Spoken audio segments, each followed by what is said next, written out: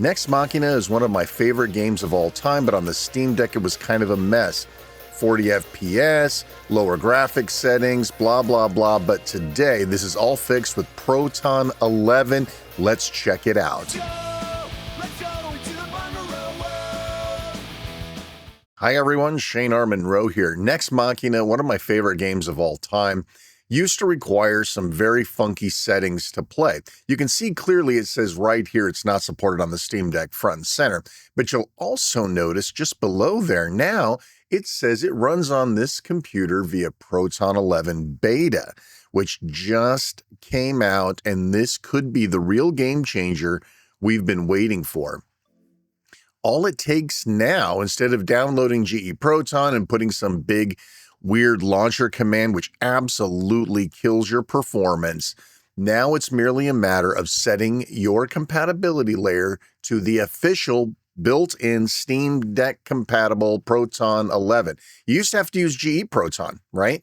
Unfortunately, Proton 11 is not widely pushed on everybody's systems yet. Now, if you've already downloaded a game from Steam that needs that, then you've probably already got it, but we're going to assume you don't. Let's go to the desktop, open up Steam, and type in Proton.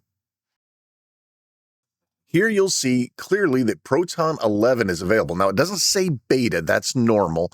Don't let that confuse you. But once it's installed, you'll see it download here. It'll probably download a couple of other things during the course of your first run. That is also normal.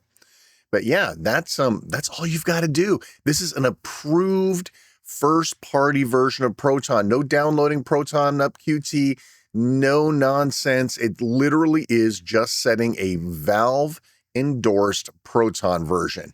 No more command line launches killing your performance. This is the real deal. Now that we're back in gaming mode, I want to show you a few things about this game. Especially if you haven't seen my original video. I explained some of this in that other one, but you're probably here because, well, you haven't seen the original video. Now that we're back in the game, let's note that the online arena is still busted. Now, the servers could be offline, or it's looking at Linux as a possible hack, so it shuts it off. What we're really interested in, though, is graphics. So if we take a look at the graphics, we see that screen space reflections are enabled, shadow and voxel quality are low. That's how we were getting like 40 FPS before, and we were getting 90 FPS during the opening of this video. But now we can actually use recommended settings. Let's see what that looks like. Now that we've got all this headroom to run the game, let's see if it makes a difference. We've got everything cranked up now.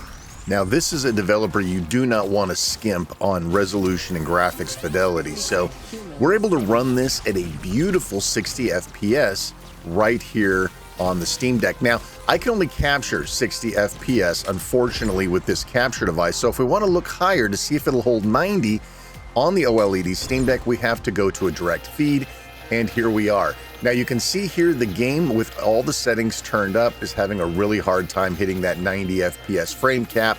But dude, it's going at like 80 FPS, 70 to 80, that's pretty great stuff. So what we're talking about here is a shift. Now, I always use this game as sort of a litmus test for each of the new versions of Proton that come out, because once I find a Proton that actually works on this game, I think that there's some magic going on. And with Proton 11, I'm starting to see some magic here. Look at how great this game runs. It's beautiful. We'll look at Proton 11 more in another video, but that's going to do it for now. Please like, subscribe, hit the bell. You guys know what to do. I'm Shane R. Monroe. Thanks for watching. We'll see you next time.